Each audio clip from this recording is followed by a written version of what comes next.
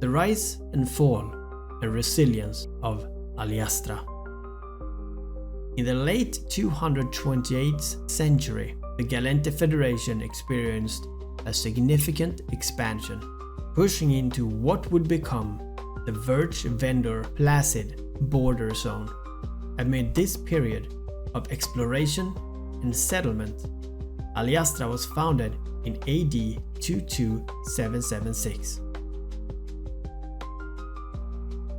Benefiting from an ideal location and a pioneering spirit, Aliastra quickly capitalized on its proximity to the newly encountered Intaki people. Collaborating with other Gallente interests, Aliastra played a crucial role in introducing the Intaki to Gallente culture and commerce. Aliastra's unique focus on recently discovered solar system and their entrepreneurial approach led to considerable success during the Intaki expansion into the stars. The corporation established itself throughout the Intaki colonies from the very beginning, employing local populations to trade traditional goods from the frontier back to established Gallente systems. This strategic positioning allowed Aliastra to grow rapidly, and they eventually moved to their headquarters in the Intaki system, reflecting their deep integration with the Intaki community. By AD 23121, the Gallente Federation was officially established, and Aliastra has become a symbol of Gallente and Intaki corporations. If you want to know more about Gallente, then find the video in my YouTube.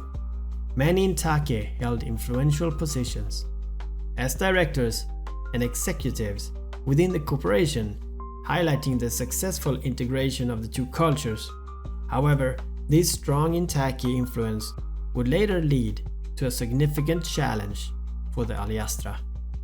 The Gallente-Caldari War began less than 50 years after the Federation's founding, and Aliastra found itself entangled in the conflict. Despite not being directly involved in the fighting, many Intaki within the Aliastra, including directors and executives, supported the Caldari cause, and some Intaki employees participated in uprisings in the Placid region.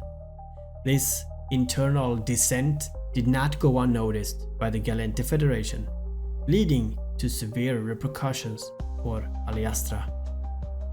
During the government's crackdown, many of the Aliastra's key personnel were arrested and exiled, joining the ranks of the 5,000 exiles who would go on to form the Intaki Syndicate.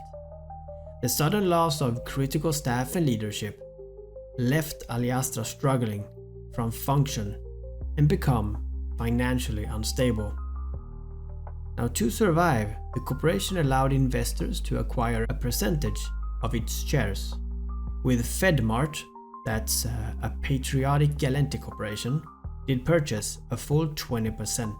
With new shareholders and external pressure, Aliastra was forced to reorganize its operations and relocate to its headquarters from the Intaki system to the Cinq-Laison region. Fedmart took over Aliastra's old headquarters in the Intaki system and converted it into storage and a distribution hub. This period of upheaval marked a significant turning point for the Aliastra, as it sought to regain stability and rebuild its operations.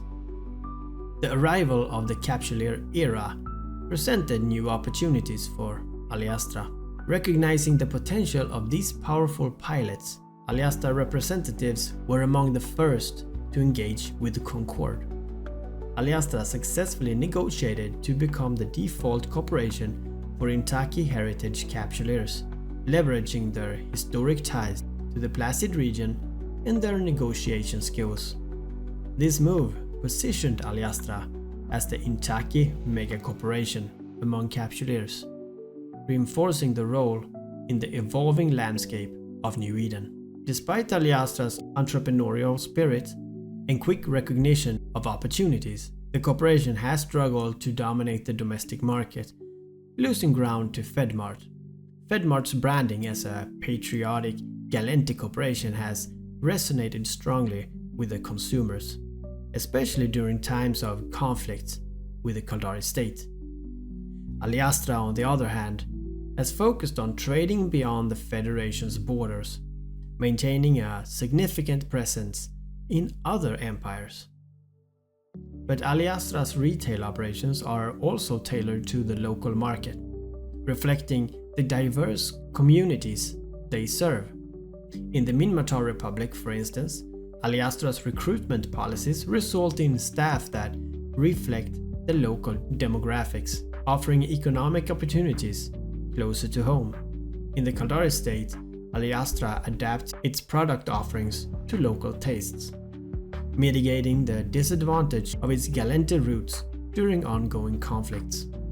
In the Amar Empire, Aliastra works closely with the local officials to ensure compliance with theocratic laws, avoiding controversial commodities. In mid-YC 1012, Aliastra faced a significant crisis when their factories in Ation in Sinklaison were attacked by Sansha Nation. I will be covering Sansha Nations very soon. The abduction of the entire workforce and surrounding communities halted production, causing great concerns for Aliastra's directors and executives. This event highlighted the vulnerability of even the most established corporations in New Eden. Despite these challenges, Aliastra has demonstrated resilience and adaptability. The corporation continues to leverage its extensive network and diverse market presence to navigate the complexities of New Eden's economic and political landscape.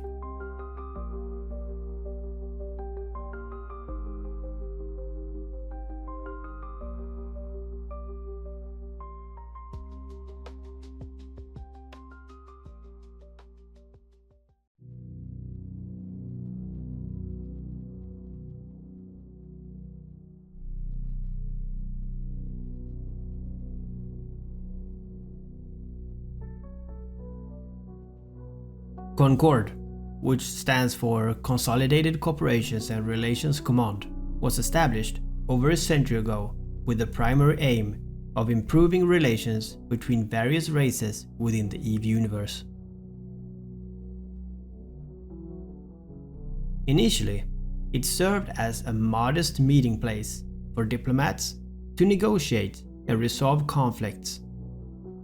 However, as time passed, CONCORD evolved into a powerful entity with a substantial influence over interstellar politics and even trade. The early years of interstellar relations were fraught with tension and potential conflict. Each race had its own ambitions and territories. This is leading to a strained interaction. The creation of CONCORD was a strategic move to prove a neutral ground where representatives from different empires could come together and discuss their issues and work towards, hopefully, a peaceful resolution. From its humble beginnings, CONCORD gradually increased its power and independence. This growth was fueled by its ability to fund its operations through various means, including custom duties, confiscation of contraband goods, and other revenue streams. Today, CONCORD operates independently of the empires, focusing on its mission to maintain peace and facilitate trade across the stars. One of the significant milestones in CONCORD history was its transformation from a mere diplomatic assembly to an autonomous organization, this one capable of enforcing its regulations and policies. The shift allowed CONCORD to act without direct influence from any single empire, thus ensuring impartiality and fairness in its operations. To understand CONCORD's comprehensive role in EVE, it is essential to look at its various divisions, each with distinct responsibilities and functions. the CONCORD Assembly, officially known as the Consolidated Operations and Relations Command Assembly, was formed shortly after the initial contact between the five empires. Its primary objective was to ease interstellar tension and lay the groundwork for a peaceful cooperation. Despite occasional conflicts and flare-ups, the Assembly has been successful in preventing large-scale wars through careful meditation and negotiation. The Assembly's success lies in its ability to bring together representatives from different empires to discuss and resolve their differences. This collaborative approach has fostered a sense of mutual respect and understanding, contributing to the overall stability of the universe. The CONCORD Aerospace is a division dedicated to enhancing the technology and capabilities of CONCORD's fleet. During the early stage of the Drifter crisis, and this is another race we will be talking about on my channel, but during the Drifter crisis, the Directive Enforcement Department, the DED, realized that its existing inventory of ships was inadequate to meet the growing threats. In response, CONCORD Aerospace launched the Force Majeure program to develop advanced ship variants. While the program succeeded in upgrading its fleet with hyper-advanced technology, it also placed a significant strain on CONCORD's resources. To mitigate this, the Inner Circle authorized the limited release of these advanced designs to the Capsuleers market. Stripped of their rapid development and electronic warfare suits, this move not only elevated the financial burden, but also allowed Capsuleers to access state-of-the-art ships. You could say that the DED serves as the police enforcement arm of CONCORD. It's primarily responsible to track down and neutralize known criminals and criminal facilities.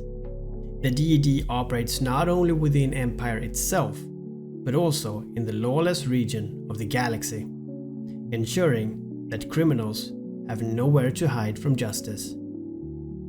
The DED's effectiveness stems from its highly trained personnel and advanced technologies. By leveraging these assets, the department can conduct operations with precision and efficiency, maintaining law and order even in the most challenging environments.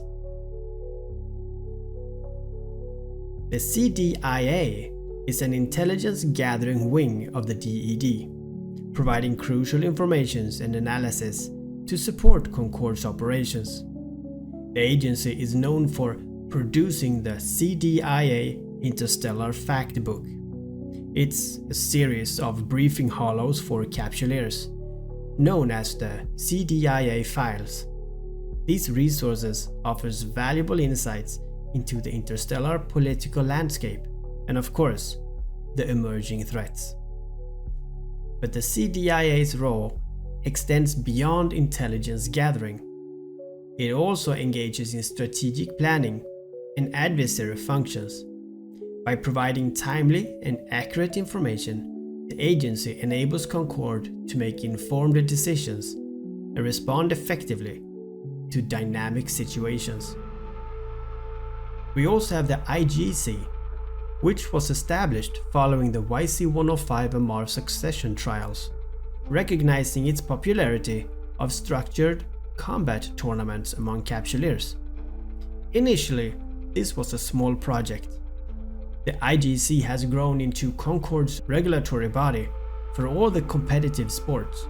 The Commission organizes events and sponsors competitions and produces custom ship verses as prizes.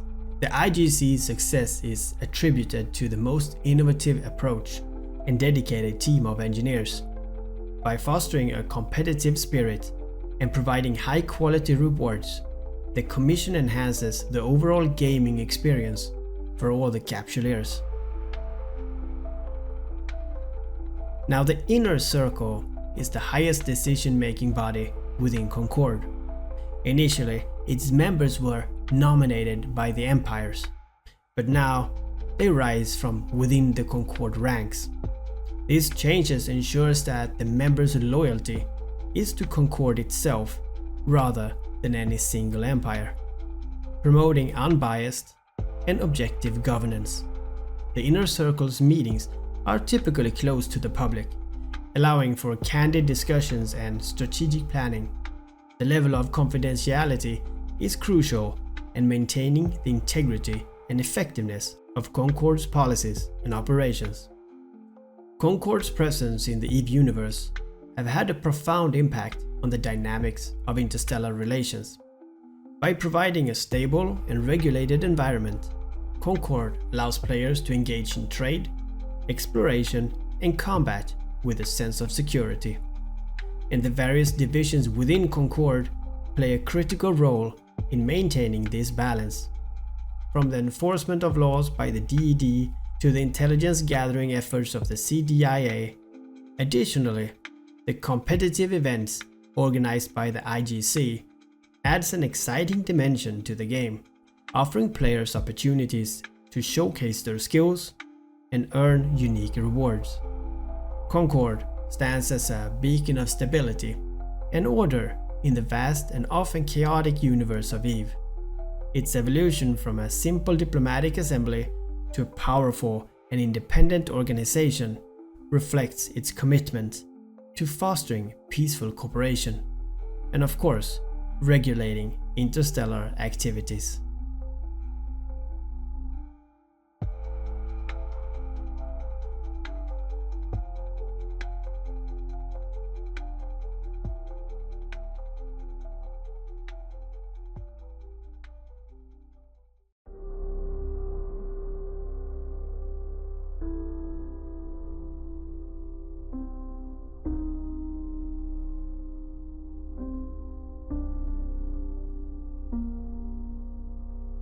The Jove stands out as one of the most mysterious and advanced civilizations in the EVE universe.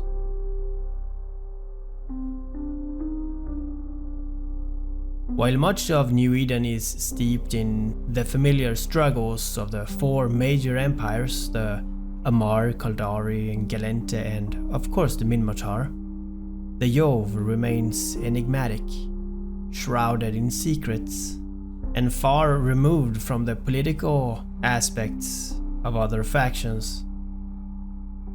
Their technology, biological advancements, and reclusive nature makes them a fascinating subject for anyone to explore in the lore of New Eden. The Jove are one of the oldest known human civilizations, having colonized the galaxy long before the current empires even came into existence.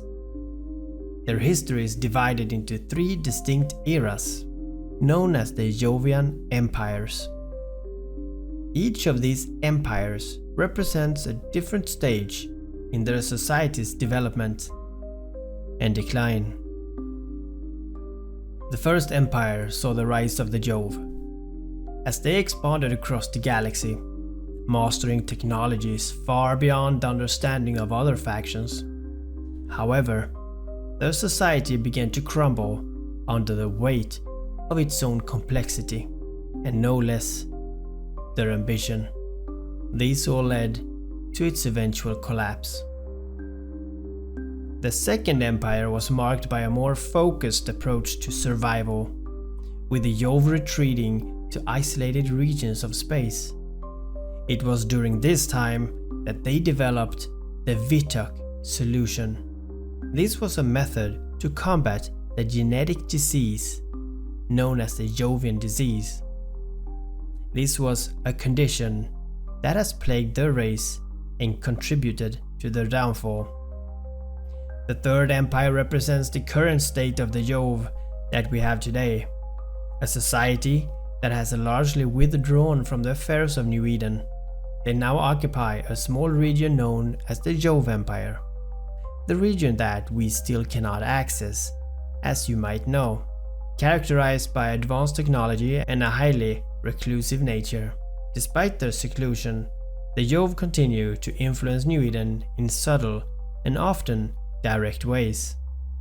One of the most striking aspects of the Jove is their unparalleled technological advancement. Jove technology is far beyond that of any other faction in New Eden today, encompassing everything from their ships, their weapons, even to their medical and genetic engineering capabilities. The Jove ships are legendary for their power, although players in EVE do not have direct access to these vessels. The influence of Jove technology can be seen in various advanced ship designs and even modules that is available in the game.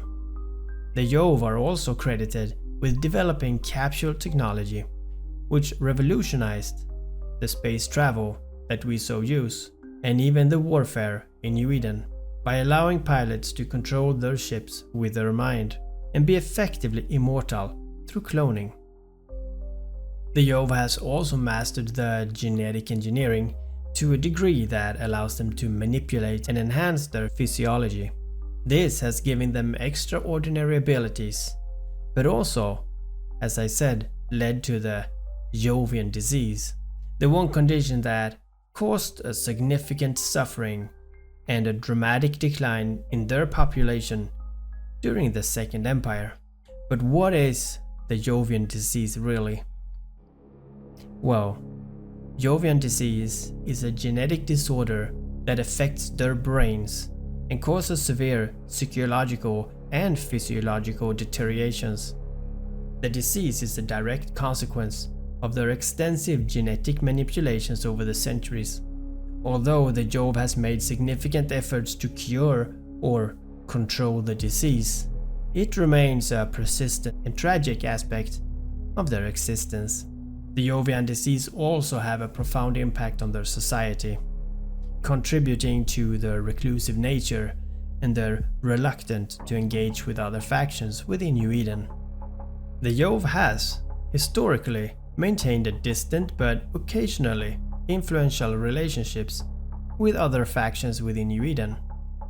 While they rarely involve themselves directly in the conflicts between major empires, they have been known to provide advanced technology or strategic assistance to certain groups, of course, often with their own mysterious motives in mind.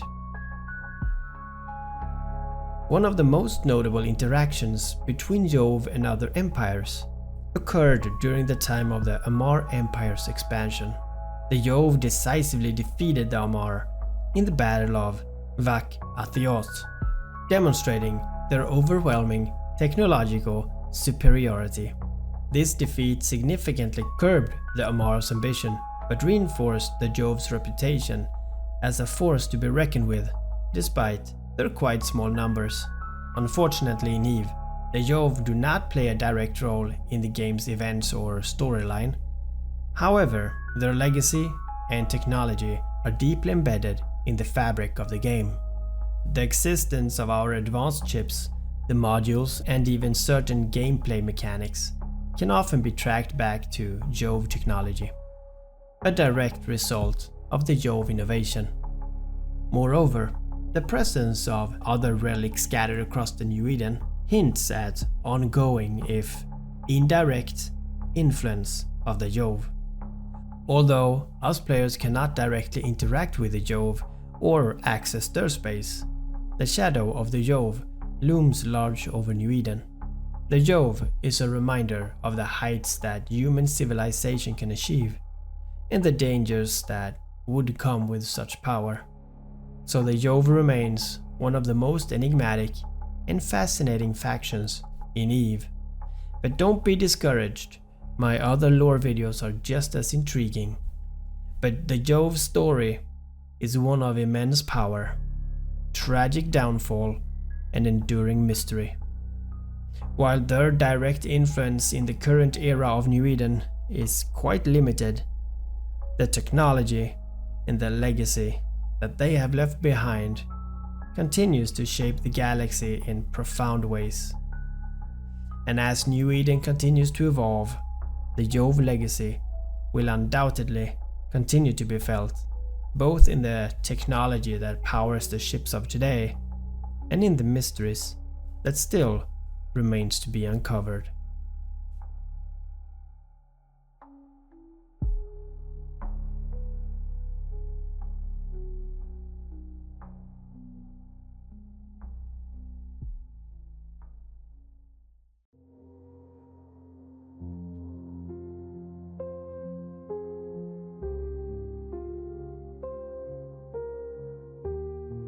The Khanid Kingdom, often referred to as Dark Amarr, represents a unique and compelling narrative within the broader history of the Amarr Empire. This sovereign state, founded on defiance and ambition, has evolved over the past 3 centuries into a complex society that blends the rigid traditions of the Amarr with the pragmatism and technological embrace of other cultures, particularly the Kaldari. We will talk about the kingdom's origin, its early struggles for survival, its distinct social and political structure, and its role in the interstellar landscape.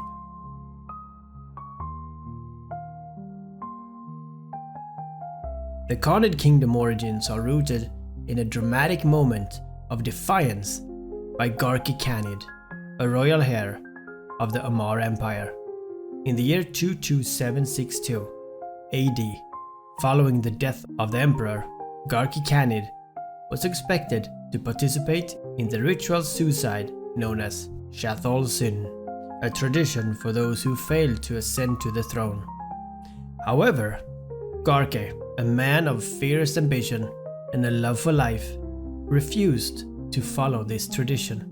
Instead, he seized one of the empire's 2 titans, a colossal warship, along with a portion of the Amarr navy that reminded loyal to him. And with these forces, Garki retreated to his family's estate, declaring the foundation of the Khanid Kingdom and adopting the name Khanid II. This act of rebellion was not merely a rejection of tradition, but a calculated move to carve out a new realm within the vastness of space.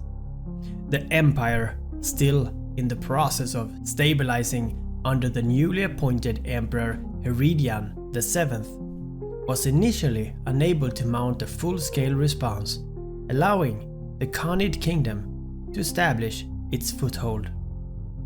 The early years of the Khanid Kingdom were fraught with danger from both external threats and internal divisions. One of the most significant challenges came from within the Khanid II's own family. His younger brother, Darkos Khanid, believed that loyalty to the Amarr Empire was paramount, with support from other family members, and the empire itself launched a civil war against Khanid II. This conflict, which threatened the very existence of the fledgling kingdom, was a critical test of Khanid II's leadership. For months, the kingdom was embroiled with this eternal strife. The Amarr Empire, seeing an opportunity to quash the rebellion and reintegrate the Khanid territories, supported Darkos in his efforts. However, Khanid II, he orchestrated the assassination of his brother Darkos, effectively decapitating the rebellion and securing his rule. Although the kingdom lost some of its outer regions in the conflict, the core territories remained under Khanid II's control, and his authority was firmly established.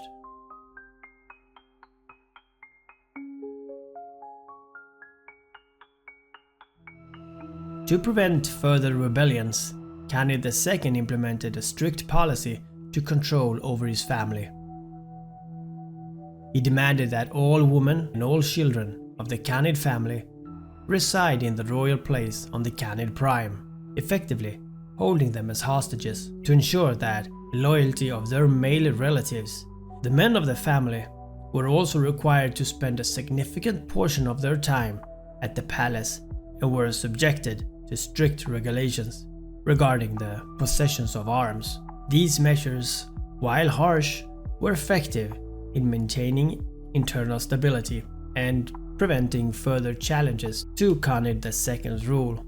In many ways, the Khanid Kingdom mirrors the Amarr Empire from which it had seeded. The kingdom retains the rigid caste system that defines Amarr society, with the holders, or the nobility, maintaining their status as a social elite. Despite all of these similarities, the Khanid Kingdom has developed distinct characteristics that sets it apart from Amar Empire. One of the most notable differences is the kingdom's approach to slavery. While the Amar Empire primarily enslaves the Minmatar and Eular people, the Khanid Kingdom denies access to these traditional slave sources, but they take slaves wherever they can find them. This more aggressive approach to slavery is exemplified by Khanid II's personal slave, a Galantian pop star whose presence in the royal court is both a symbol of Khanid II's power and a source of deep offense to the Galente Federation. The kingdom's economy also diverges significantly from that of the Amar Empire. The Khanid Kingdom is heavily reliant on interstellar trade, a necessity given its relatively small size and limited resources compared to the vast Amar Empire. This dependence on trade has led the kingdom to adopt a more flexible and open approach to commerce, particularly in its dealing with Kaldari state. The result in a society that, while still rigid in its social hierarchy, is far more dynamic and adaptable in its economic practice. Another key difference between the Khanid Kingdom and the Amar Empire is the kingdom's embrace of technology and innovation. The Dark Amarians, as they are often called, due to the black and gold color scheme of their ships, have shown greater willingness to adopt new technologies, including cloning, which is viewed with suspicion and religious disfavor in the Amar Empire.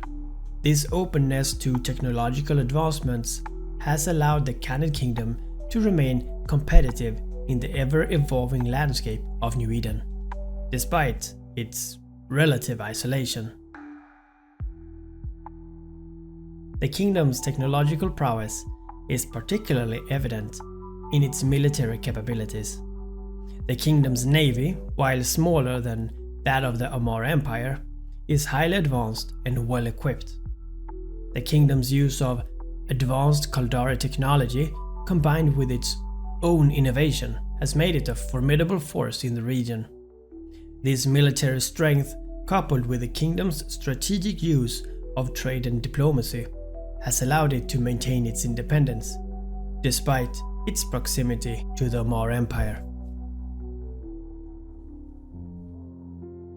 One of the most significant roles that the Khanid Kingdom plays in the broader interstellar landscape is that of a gateway between the Amar Empire and the rest of New Eden. The kingdom's more lenient trade policies have made it a crucial conduit for goods and information flowing into and out of the reclusive Amar Empire. Many goods that cannot be traded directly with the Empire due to strict regulations are instead funneled through the Khanid system, enriching the Dark Amarians who act as intermediaries in these transactions. This role as an intermediary has not only bolstered the kingdom's economy, but has also enhanced the political influence.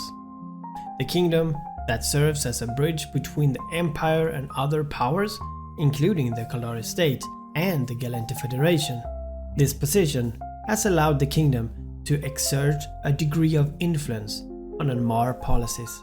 Despite this advanced age, Khanid II remains the undisputed ruler of the Khanid Kingdom, and his influence continues to shape the kingdom's destiny. There are persistent rumors that Khanid II has embraced cloning technology, allowing him to extend his life far beyond the natural limits. So Khanid II continues to rule, and of course with the same vigor and determination that characterized his early years on the throne. But Khanid II's relationship with the Amar Empire has evolved over the years.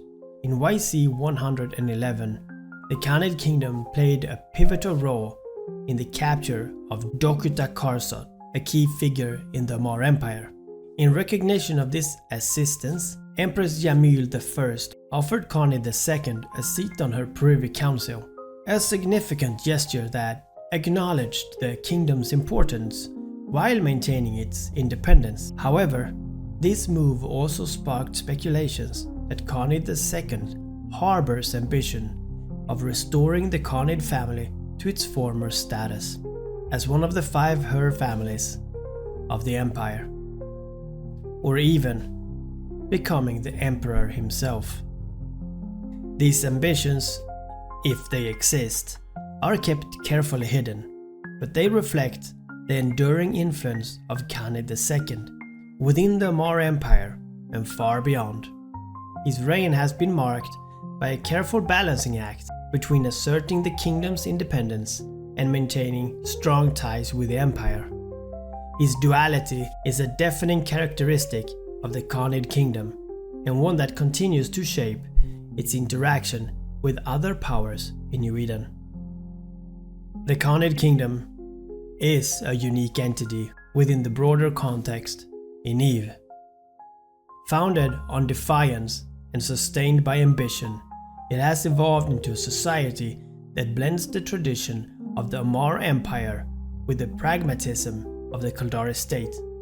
Its rigid social hierarchy, aggressive approach to slavery, and embrace of technology sets this one apart from the more conservative Amar Empire, with its role as a gateway for trade and diplomacy, gives it a significance far beyond its size.